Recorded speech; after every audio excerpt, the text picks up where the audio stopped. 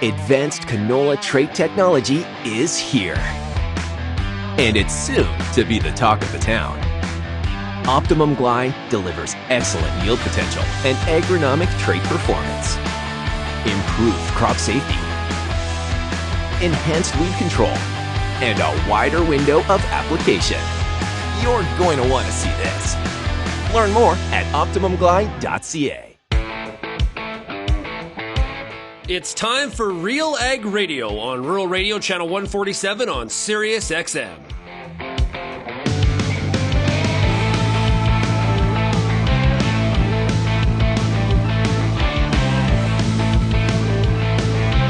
RealAg Radio and RealAgriculture.com is your home for insight and analysis of the issues that are impacting your farm business.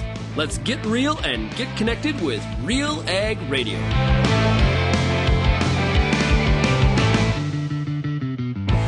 Welcome to RealAg Radio here on Rural Radio 147, Sirius XM. Today's show is brought to you by Pioneer Seeds Canada. You know, for more than 90 years, Pioneer has developed and tested products to meet your local challenges. With new Z Series soybeans, new Optimum Glide canola, top-performing corn products, and industry-leading traits and technologies, they're all there to maximize your yield potential. Pioneer's on-the-ground teams can help you get the right products for your fields. Visit pioneer.com/Canada to learn more. And it's Thursday, which means it's time for the Farmer Rapid Fire. It is great to have Pioneer Seeds Canada as our exclusive sponsor of the Thursday show and the Farmer Rapid Fire here. And we're going to be traveling across the country and breaking down what farmers are experiencing in their fields. Looking forward to it. Today, our guest list includes, we got Chuck Amyot. He is from Ontario. Brett Israel from Ontario. Gunter Jochum is in Manitoba. And Kent Erickson is in Alberta. We'll be joined by John Seliga, who is a Pioneer Seeds Canada area agronomist in London, Ontario as well. If you have any feedback on today's program, we would love to hear from you. Send me an email, shaney@realagriculture.com. You can also find us across all the social media platforms, or you are more than welcome to call the Real Ag feedback line, 855-776-6147. And we start off this week's Farmer Rapid Fire in New Liskeard, Ontario. And we're talking to Chuck Amyot. Hey, Chuck, how's it going? How's it going? Hey, man, I'm doing pretty good. Great. Thank you for having me on. Perfect. Yeah. Hey, no, it's great to have you here. So, hey, Chuck, how are those crops looking? Looking pretty good. Quality's still high. We're getting timely moisture. Things are looking pretty good here. We've had some pretty good weather to get spring grains off. So we're in good shape up here. Yeah, were you pretty happy with the yields of the spring grains? Pretty good. Obviously, there's not all over the place, but pretty good for the most part. Quality was good. Just be nice if it was worth a little more than it is right now. Yeah, that's the hard part, right? Hopefully that market comes back. How have you been managing some of the marketing as you've seen the crop prices fall here in 24? Lots of panic, I guess. We should have marketed a little more grain this spring when everyone was saying we should have. It just seemed like it had nowhere to go but up from there, and almost 50% ago. So anyway, that it's got to go up at some point. We'll hang on to some until prices change a little.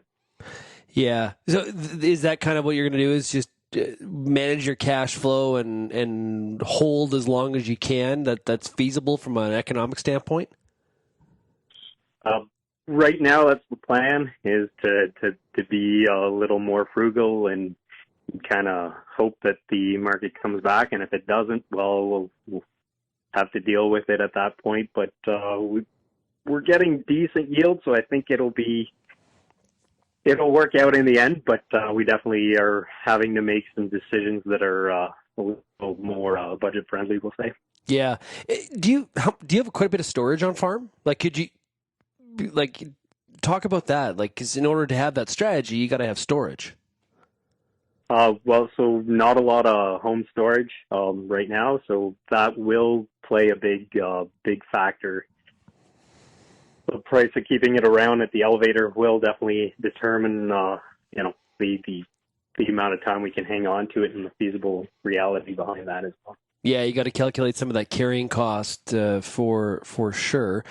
Has the August rains helped some of those soybeans in the area?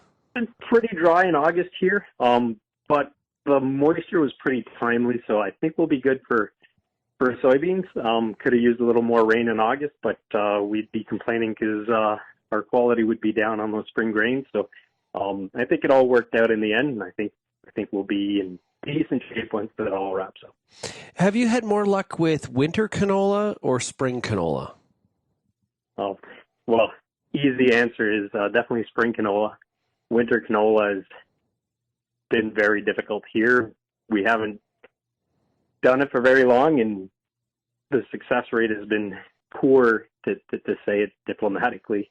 So still a long ways to go before winter canola becomes a prominent crop here. Is that because of the winter kill, or is that because of other factors? Yes and no. So winter kill is a big deal. It doesn't yield the way we would expect it to. It's got a lot of limitations. We don't have a lot of varieties that we can grow. We basically only have one. So that said, we're just kind of limited. It'll come around, but right now we're just not there. Yeah. So as you look at the situation here right now, what's your prognosis for 2024? Do you look at this as kind of a plug your nose and get through it kind of year, or like how would you describe this year that you've had on your farm? I'd say it's been a pretty good year. We're on 5 really good years up here, so this isn't the best one of those 5 years. But, we're still, if we compare on a 20-year average, we're in really good shape here. So I'd say it's a pretty good year. If prices were a little better, we definitely like that, but they're not terrible. Our input costs have gone down as well. We've sharpened our pencil on a lot of things. So I'd say for the most part, like on our farm and local growers and such, I think we're in pretty good shape. And what's made those past 5 years decent? Is that because of strong prices compared to history, strong yields? Like what's made those last 5 years pretty good? Combination of all those things, really impressive yields over the last 5 years. Favorable harvest conditions, so quality being great, favorable prices, and we were still in situations where we were carrying interest rates that were pretty much record lows. So we were really in good shape, and there's been a lot of years in this region where winter shows up in early September and it leaves in June, and it's just been more challenging. But over the last 5 years, we've had great weather, great prices, great yields, pretty much everything. So we're kind of not used to that lengthy good times here. So. Yeah, it's nice when Mother Nature cooperates, doesn't it? It definitely is. Yeah, I wish she would do it more often, but. But it is nice when she cooperates, indeed. So, any big goals for fall besides getting harvest wrapped up and completed? Do you have any other goals for your farm this fall? Not really. Just typical work. Try to get harvest wrapped up and get everything done and do it all safely. I think doing it safely is the main objective and the most important one. Yeah, what are some of the things you focus on from a safe perspective that you do? Well, just try to do things right and not, we all not cut corners, but think we're sometimes better than we normally are, and we sometimes forget to follow procedures the proper way, and we try to remember to follow procedures because accidents happen quickly, and we see it every year, and we always say that shouldn't happen to us, but we still get caught up with that. So we're focusing hard on trying to do things a little more we'll call it properly, or more to code, we'll say. Yeah, good points. Well, Chuck, really appreciate you joining us here today on the show for the Farmer Rapid Fire. All the best to you this fall, okay? Perfect. Thank you for having me on. Great stuff. Hey, we'll be right back with more of the Farmer Rapid Fire, brought to you by Pioneer Seeds Canada, right after this.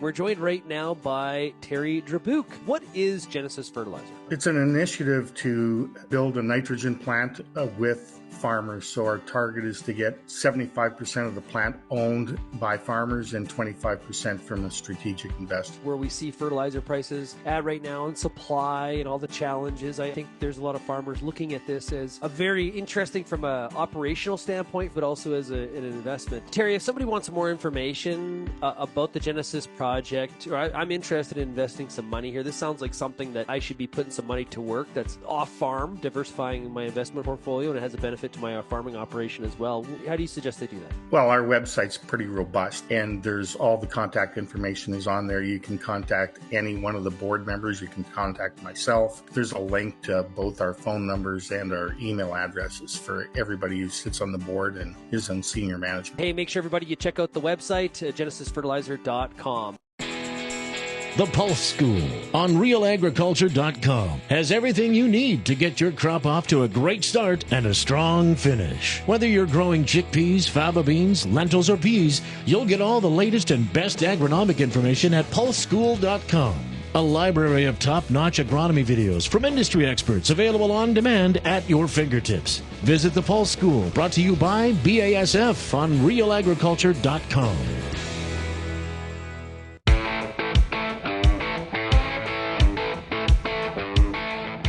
We take the Farmer Rapid Fire, brought to you by Pioneer Seeds Canada, to Mapletown, Ontario, and we're talking to Brett Israel. Hey, Brett, how's it going? Shaun, doing pretty good. Yourself? Yeah, pretty good. Yeah, it's hard to believe, man. The calendar is going to say September here in a few days, and I just can't believe that. Well, every year it seems the summer goes by faster, but this year in particular, you know, this is like yesterday we were starting July, and now we're getting ready for a better half going back to teaching again, you know, so it's back into the fall routine, I guess you could say, coming up here. Brett, remember when we were kids and it felt like time was like this thing that barely moved, right? And now It just feels like you're in like a time machine, or like you know when you listen to an audiobook at like 1.5 speed, that feels like life. Right. I think I heard on the Agronomic Mondays or something, Wheat Pete was talking about how Lindsay Smith can listen to things at 2x the speed, and or maybe it was Wheat Pete's words. She can listen to it double the speed, and that's kind of like how we're living life right now. You know what I mean? Like you can't even think about what happened last week. And it's interesting to think about too. Though I was looking back over my camera roll over the past year, and you know, springtime feels like just a blink ago, but then you see all the things it took to get to the crop to this point. You think, well, we have put a lot of work in too. So I think with fall coming on, we're eagerly anticipating getting the crop off the field and in the bin. How are your crops looking? You know, that could be a bit of a touchy subject depending on who you ask in our neck of the woods. A lot of variability. I would say there are some fields that look like they'll be record setters. And you can drive down the same concession road and see some ones that'll be well under county averages for corn and beans. It really seems like it depends on what type of conditions the crop got in the springtime. Okay. We were very wet to start the season, and so if guys got it in the right condition or they have the right type of soil drainage, excellent-looking crops, but the sins of spring are certainly showing on different guys' fields. So I'm really optimistic for our own corn and beans, but I'm also respectful of the fact that it might not be perfect across the board. And just to reiterate there, so those that were patient and waited are being rewarded, or people that got in before it got wet? What's kind of the strategy in hindsight? That we're looking in hindsight here, but what was the strategy that worked out to be the best from a reflection standpoint? I don't think it was a strict patience perspective in terms of waiting for the calendar to turn to June. We've got some June planted corn in the area that doesn't look nearly as good as the stuff that got in April. I think it was getting the fit conditions, and really it was being ready to roll when the ground told you it was good to go. So some stuff that got in April looks fantastic. There's also some stuff in the area that got in late May and June that looks excellent as well. I don't think it'll yield as good as the April planted corn, but there's also April planted stuff that was kind of mucked in, and it shows too. Really, it's about being ready to go when the ground's ready to go, and I think having, all the talk around soil health, very important, but also tile drainage. If you've got well-drained soil here with the right drainage plan, it really seems to be paying dividends this year. Yeah, Peter Johnson and I have talked about this lots. It just seems like whatever number of years you pencil out to say, hey, what's my return on putting in tile? Yep. It's actually maybe better than what you feel. Like, it just seems like that you're just rewarded. And one of the challenges is if you're on rented ground and you're dealing on short-term contracts, you're taking a bit of a risk to put tile in. But the payback is there, right? Well, and I know, and we own about half our ground. We rent half our ground as well, and there's a couple farms that we've been able to negotiate a bit of a longer-term arrangement with the landowner. But we have to kind of prove the concept of, hey, this is the benefit of tile long-term, value to your farm. If and when you decide to rent to someone else down the line, and we can go in kind of a joint investment here, you're also going to be able to rent at a higher price point because the next grower is going to be able to get a pretty higher yield potential too. So I think if you kind of have a partnership approach to it, you can try to build that out and maybe show too that as a farmer here, listen, we're willing to make an investment into your asset as well. If we can make a longer term arrangement where we can see a payback, it's a mutually beneficial investment, no doubt about it. Yeah, if I was a landowner, right, in your parts, I'd be putting the tile in myself and just charging more for rent, right? Because the yield's there. Well, then you can expense the tile, and it's a bit of a tax advantage too. So tiling, I think Pete always says you pay for it if you have it or you don't. And a lot of ground around here was originally maybe drained at 50 feet or 60 feet. A lot of split draining taking place.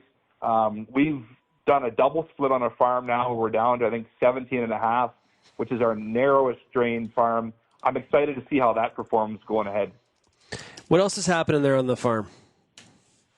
Just kind of getting through the last bit of preparation for the fall season, making sure combine's ready to roll for some hopefully big corn and beans.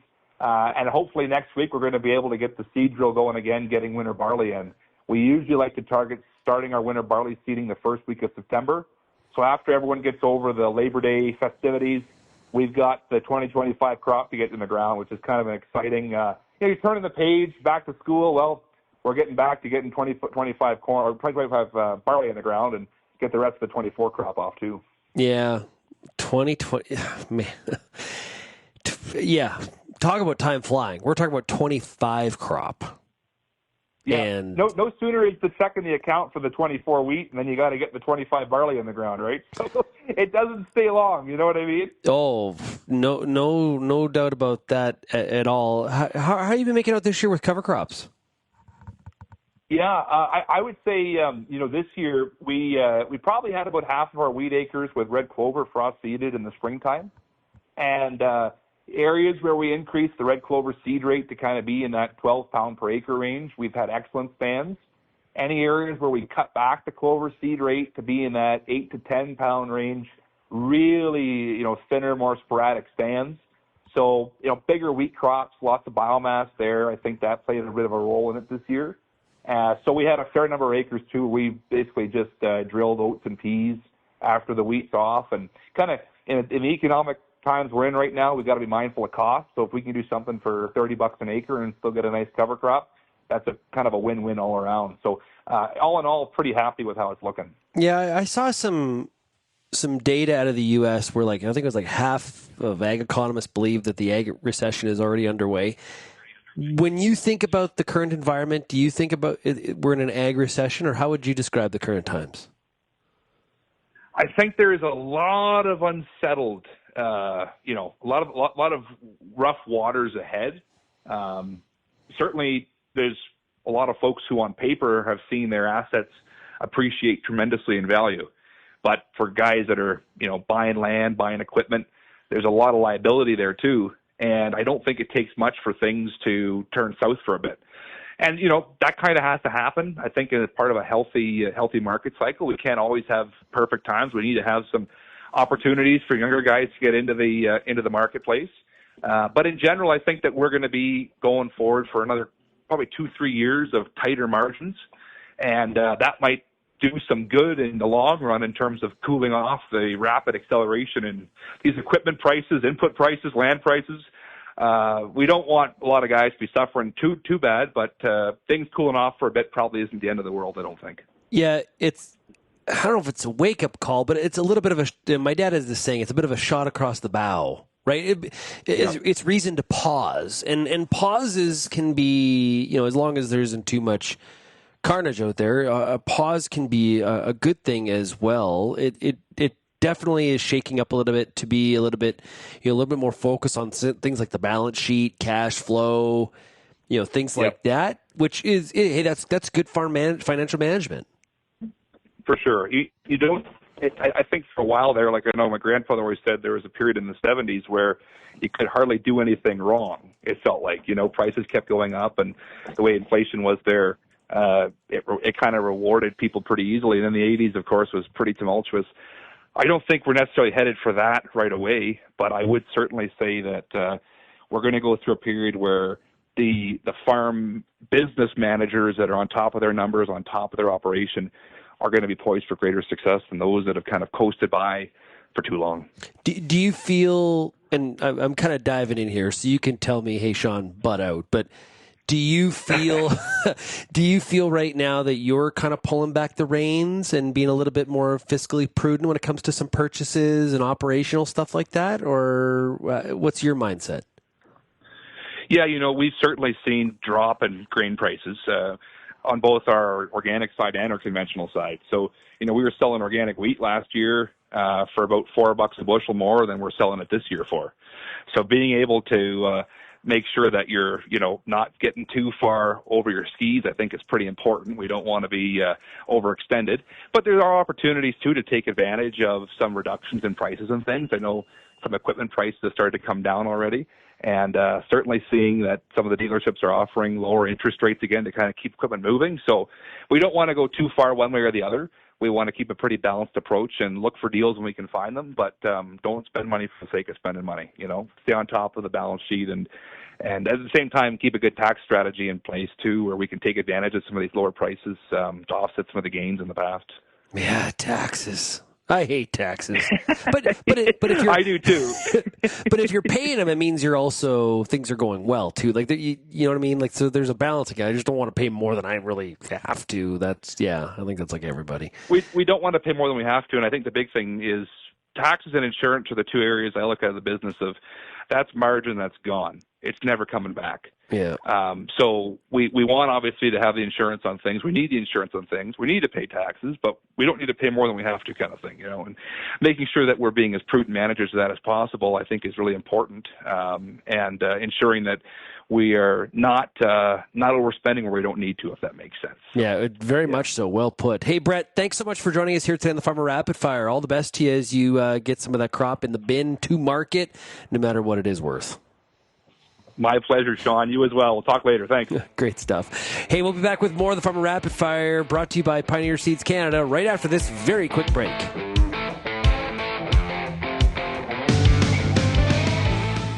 Apply anhydrous ammonia and protect your application earlier than normal this fall.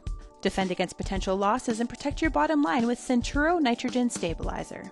Patented active ingredient pronitridine offers agronomically effective protection where it matters most, below ground. Easy to handle Centuro is also non-corrosive for fewer worries about downtime or equipment damage. Start early with Centuro as part of your nitrogen management plan. Contact your local retailer or visit centuro.ca for more information today. If you're involved in the agriculture industry, it's important to stay informed on all the latest issues affecting your business. At RealAgriculture.com, we offer fast, reliable news, information, and insights to help you keep on top of all of the latest in Canadian agriculture. Visit RealAgriculture.com and sign up for our free daily newsletter covering everything from news, agronomy, animal agriculture, and much more. Visit RealAgriculture.com/subscribe today. RealAg Radio is Canada's only daily radio show focused on agriculture. Get expert advice on Agronomic Monday. Tuesdays and Wednesdays will cover a broad range of issues. Thursday we'll hear from farmers across the country on the Farmer Rapid Fire. And we'll wrap things up Fridays with the RealAg Issues panel with Kelvin Hepner and Lindsay Smith. Join us Monday through Friday at 4:30 Eastern. And don't forget about the replay at 7 in the morning on Rural Radio 147, Sirius XM.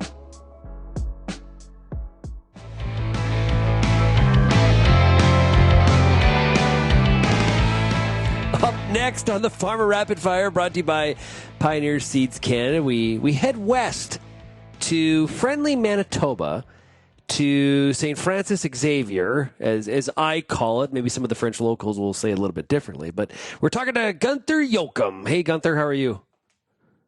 Pretty good, Shaun. Well, good and bad, all at the same time. Yeah. Sounds like Canada, Gunter. It does, and guess what? We live in Canada, so we do. Here we are. Okay, so harvest underway there? Yes, it is.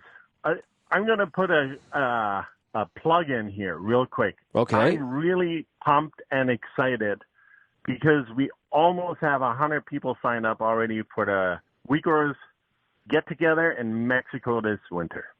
Yeah. And on we go to the bad stuff. I'm right in front of my combine store, parts store, picking up parts for, yeah, you guessed it, my combine. Broken down? Broken down operator error. Yes. What did Fiona do now? No, you're talking to the operator. You're talking to the operator. Okay. I wanted to see your reaction to that. What did you do? You drop a rock through it or what? No, I hooked on the header and I attached the PTO and I didn't make sure that it actually clicked in. Went through the first drainage ditch and the header kind of, shifted from one side to the other side. PTO detached, drove over the PTO, bent it. Ah, man. Those beautiful. Are, I think in tennis we call that unforced errors. That's exactly it. Yeah. How are the crops looking? What's the expectation relative to what you're seeing out there? Well, we've been combining wheat on our farm, and it honestly the yields are from about a low of 18 bushels to as high as 105, 108 bushel. All in the same field. Wow.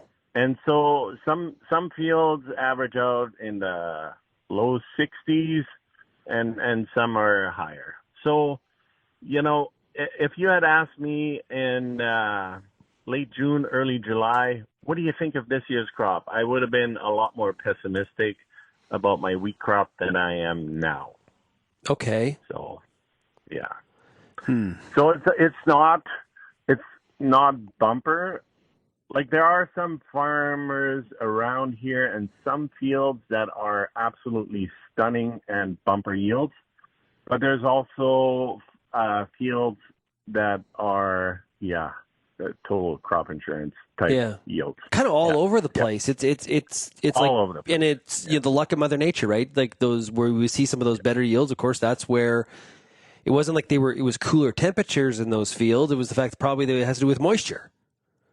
Had to do with moisture. We just had way too much moisture. We got by June 1st, we had already had 1.5 times the total rainfall that we had all of last year.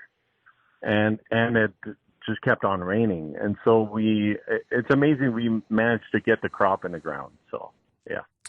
Sometimes you got to be careful how much you pray for rain. Absolutely. I don't want to see any rain until the crop's in the bin. Well, I'll tell you, yesterday, Wednesday, it absolutely poured in Lethbridge. I don't know where rain was in July, but it sure didn't happen. Right now, who cares? Well, Exactly. you do care because it's working against you from a harvest perspective, but it's like, man alive. Yep. That's why you can't look at the annual precipits, right? Those annual precipits are so like, I don't know why anybody shows any charts like, annually we're blah, blah, blah, blah. It's like, who cares? It's when the rain came is what's the most critical. Absolutely. Like we had some on our farm last year, we had some spectacular crops on the one corner of the farm that got 5.5 inches. That's it. That's all it had. But they were spaced out over the growing season just perfectly. Yeah. And it was bumper crops. On the other part of the farm, we had 3.5 inches. And the crops are still okay, but boy, 3.5 inches, that's like hardly any rain, right? But we had good subsoil moisture, and it was just spaced out right to make an okay crop. And this year it's crazy. Yeah. Are you relieved to see that the rail strike, the binding arbitration's happening? That's got to be absolutely. Bit of a You were tweeting quite a bit about it last week, as was I. What's your thoughts? The Uyghurs did 35 interviews, and we pushed hard. And our thoughts are, I did an interview with Global Saskatchewan yesterday, and they asked me, "Do you think rail should be essential service?" And I said, absolutely, especially now, when both railways, CN and CPKC, can go on strike at exactly the same time. That basically means, we're able to shut the whole country down, right? No questions asked. And that's just not right. Before, when they kind of were in different years as far as when their contracts were up, well, then you kind of limp along, right? It was still not fun. It was awful, but at least the whole country didn't get shut down. So I would absolutely say rail needs to be essential service. There's no ifs, ands, or buts. And, the government did, I forget what the name was, they commissioned a transport supply chain report that they released in 2022. And in there, it was talking about human-induced supply chain disruptions. And they talked specifically, they mentioned rail service as well, and lack of rail service in some areas. And they've had that report for 2 years, and they have done nothing with it. So it's high time that the government look at that report and dig deep and do something. It can't go on like this. Yeah, it does, and I don't want to sound like a broken record, but it impacts how customers around the world see us, right? Like that, it's just it's a reality.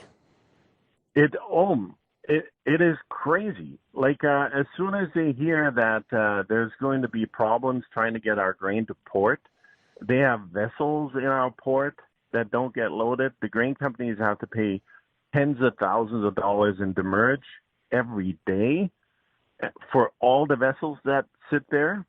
And then these customers are going to go, hey, wait a minute. This is not cool. We can't rely on Canada to supply us with our needs. So in order to, and so they cancel their contracts or they go elsewhere in order to lure them back. How do you get them back? By dropping your price. That's the only way you can get them interested in buying your grain again. And who wants to do that, right? Margins are tight as it is. And the last thing we want to do as a country is go, no, we can underbid all these other guys. Come back. Come on. I'll make it worth your while. That's just not cool. So what are the long-term solutions? You can't ban unions. I don't think nationalizing the railway is any sort of a solution, as some have suggested. What do we do? Yeah, that's a good question. No, nationalizing it, that is not good. One of the reasons why they privatized it was because when it was nationalized, when it was a crown corporation, it just didn't work well at all. But it just doesn't work very well right at the moment either. And we really have to dig deep. Like, I get it, the conductors and the engineers who have a gripe right now, they want more home time, whatever. I get that.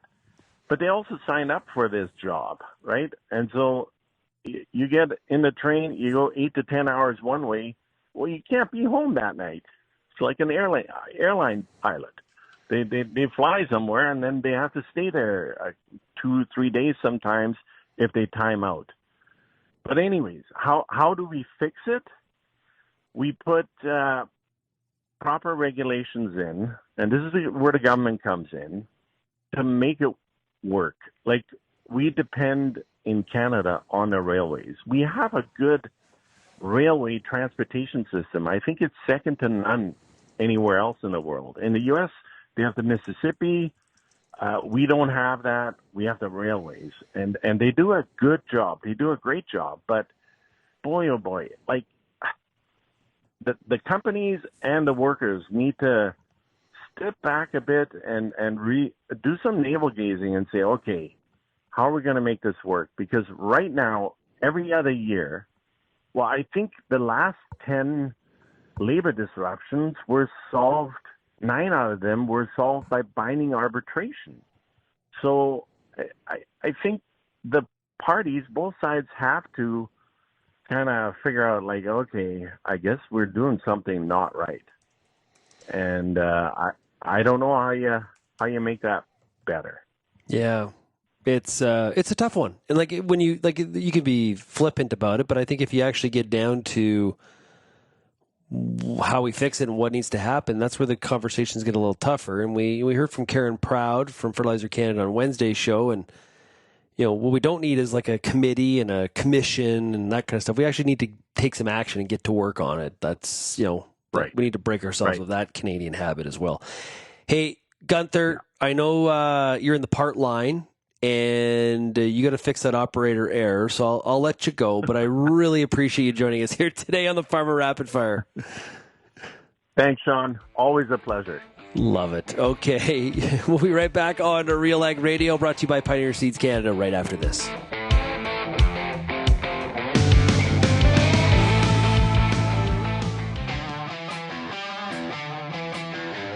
Advanced canola trait technology is here. And it's soon to be the talk of the town. Optimum Glide delivers excellent yield potential and agronomic trait performance. Improved crop safety. Enhanced weed control. And a wider window of application. You're going to want to see this. Learn more at OptimumGlide.ca. If you only listen to RealAg Radio, you only get half the picture. For greater insight into the issues that affect farming, tune in to RealAgriculture.com. Crops, livestock, machinery, farm management, and the markets, even food and travel. Real Agriculture Online digs deeper into the topics that affect the way you work and live. So get connected today. Read, watch, and listen to the people who know at RealAgriculture.com.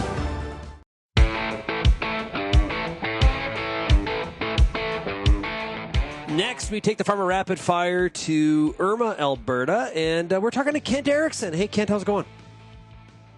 Not bad today, Shaun. How about yourself? Pretty good. How are the crops looking? It's spotty. I think when we have these conversations every year, I probably say the same thing. Just depends on where the rains hit. We're in a really bad pocket. I'd say our harvest, we've got most guys, all the peas are pretty much off, and guys are just starting on the early wheat.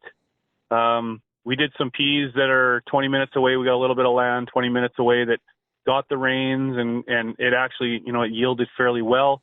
We just moved into the wheat yesterday and got a shot of rain before we got a sample, and it's not great. We missed a couple of the summer rains, and we're looking in that 20 to 25 bushel wheat. We just we missed a bunch of the timely rains in our area. Yeah, and what when you're doing your crop budget, what would that spring wheat number be? Well, we've been pretty lucky. I mean, it's creeped up in the last few years. I think last year we hit. They run into each other every year nowadays, but yeah. Either last year or the year before, we ran into our best wheat crop in our area. We hit a 70. I think, our average crop insurance, you're in that 45. I like to budget. I'm an optimistic guy. I like to budget for 50.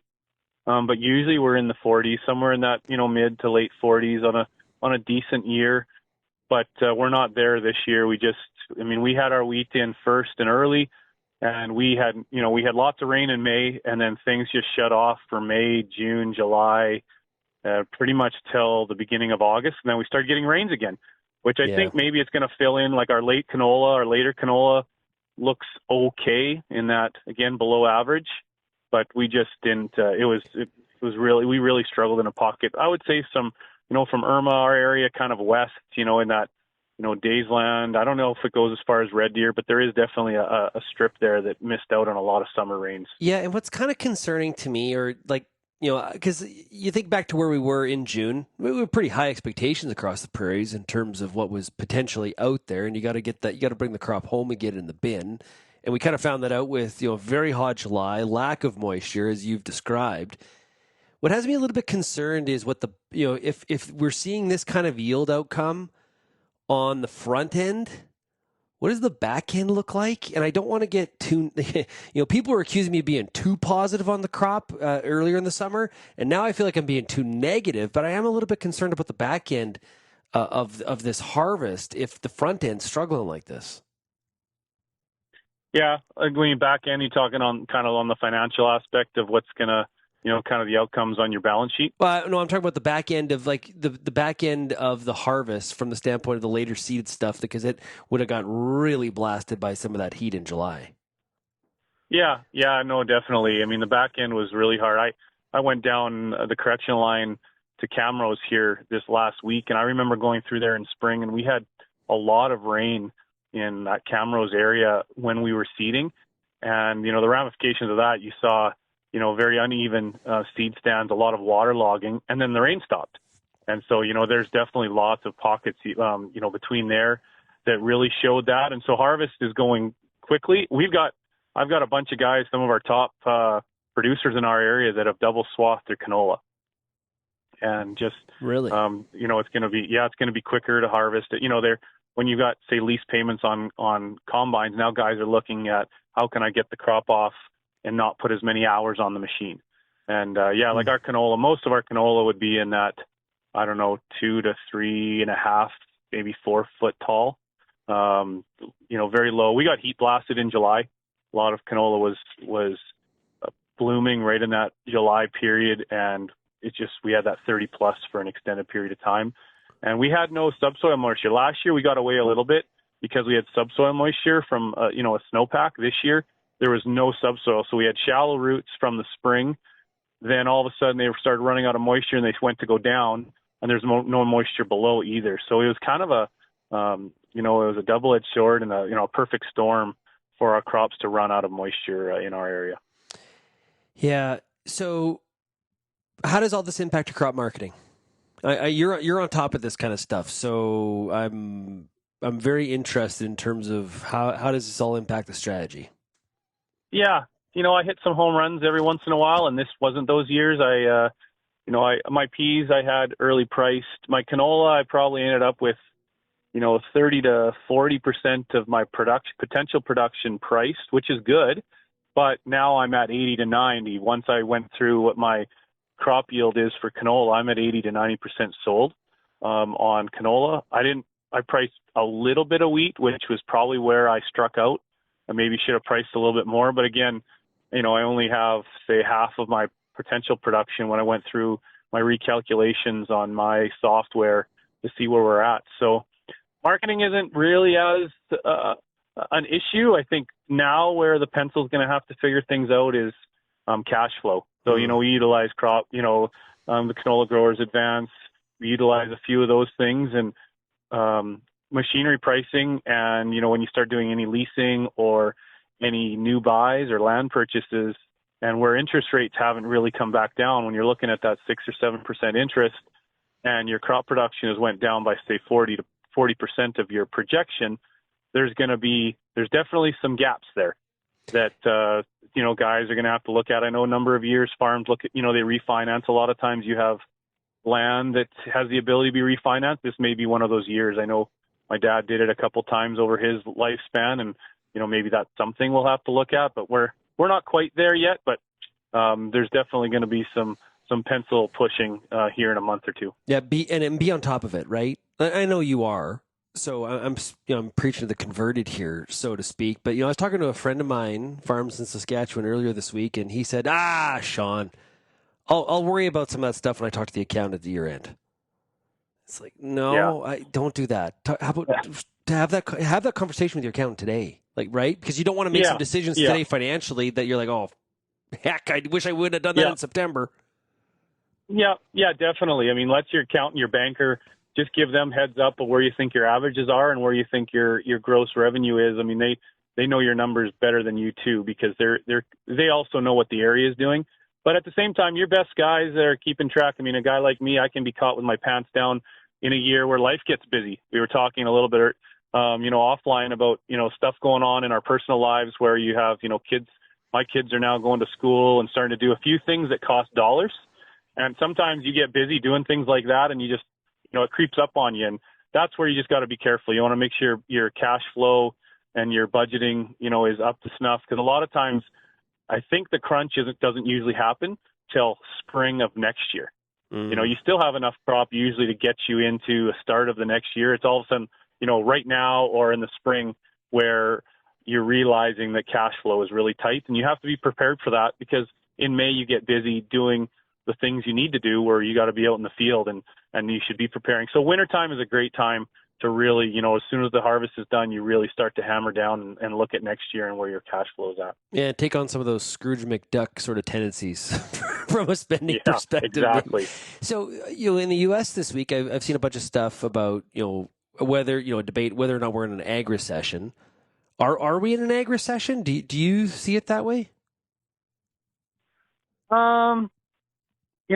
It's hard globally to understand that. There is pockets still in general. Like, I don't know what the yield projections are going to be. I haven't really kept too in touch with that. I think the way machinery costs are at and where land appreciation has hit an all-time, it's just hasn't stopped.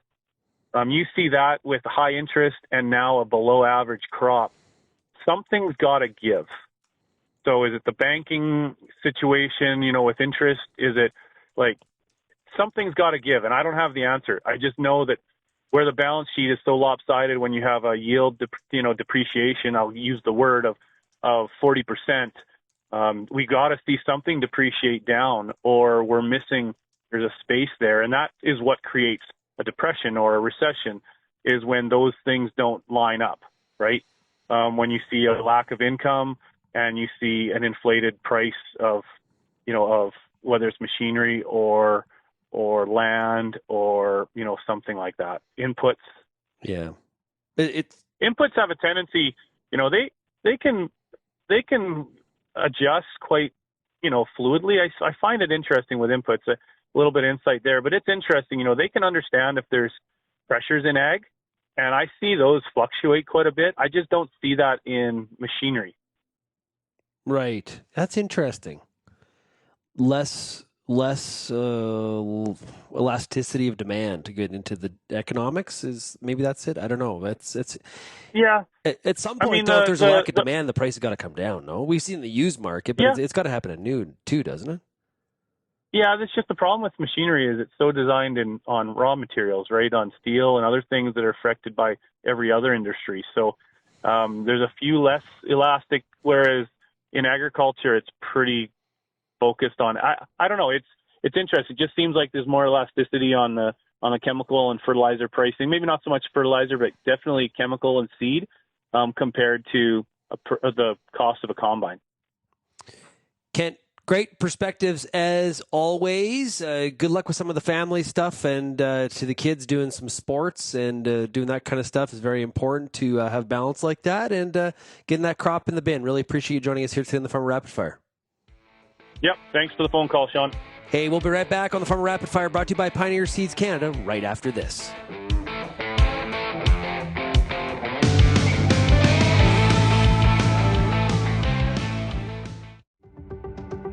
Since 2010, the Wheat School on RealAgriculture.com has been helping farmers to grow great wheat. Covering everything from markets, the latest research, pest and disease control, all the way down to on-farm trials, the Wheat School has everything your crop needs. Check out our massive video library on YouTube and grow great wheat with the Wheat School, brought to you by Syngenta Canada, C&M Seeds, and Alberta Grains. Peter Johnson at Wheat Pete, RealAgriculture.com. I'm the host of The Word, and I love doing The Word. I love the questions. I love the challenges. I love having to apply agronomics to all over the globe and areas outside of my normal jurisdiction. Also, I love the feedback the most, where growers challenge me, tell me about their plot results, help me to learn. The Word, absolutely the best part of my day.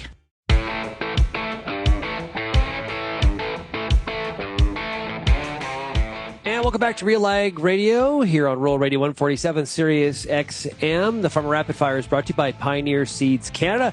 And speaking of Pioneer Seeds Canada, we're joined right now by John Seliga. He is area agronomist out of London, Ontario. Hey, John, how are you doing? Very well. Very well. Thanks, Shaun. Awesome. Okay, how are those crops looking out there? Well, we've got everything under the sun here in southwestern Ontario. I can say that. We had probably one of the longest springs we've ever experienced, and we've got crops that look really, really good, and we've got some crops that don't look all that great. So, like I say, everything under the sun. And why? What's created that variability? Well, we had rains early in the season that certainly held back, a lot of our heavier ground. We did not get into plant more than a month behind where we would normally plant.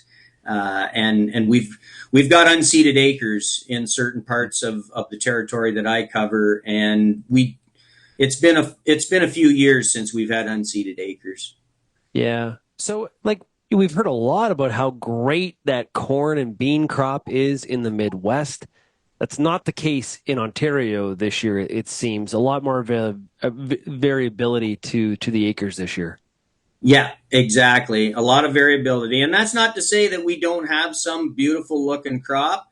I've been in some corn recently that we're pretty much all dented now. So, we've got crop that's on track to make it. But I've also looked at some fields where we just nicely got through pollination, and pollination in August in southwestern Ontario is a little on the late side. Yeah, you got to wonder if that corn's going to finish, no?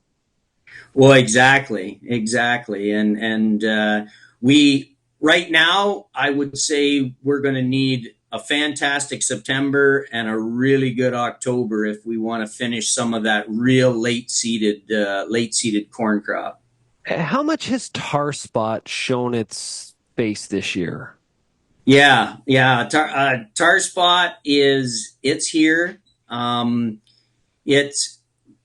would say it's variable across the territory that I cover, and it probably came in a little bit later than it did last year. So we haven't seen it progress as heavily up to this point, but the conditions that we're experiencing right now, we've got high humidity. We're still getting regular rain events, and the tar spot that we have is definitely going to progress. And I expect to see more injury in the crop between now and the crop finishing than we've than we've seen before before that disease came in. Have we got fungicides on all the tar spot acres, or? So grower event today, and I polled all the groups that I spoke with, and I would say, probably 60 to 70% of the acres probably saw fungicide for tar spot this year. Oh, wow.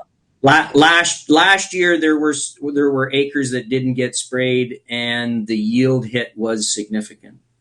What about SDS?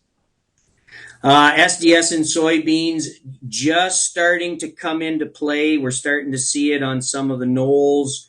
Hot cyst pockets always light up first, and it's in the canopy. It's below the top of the canopy. So if you're out walking a field, you'll start to see it when you can see into the crop. And so what do growers do about it?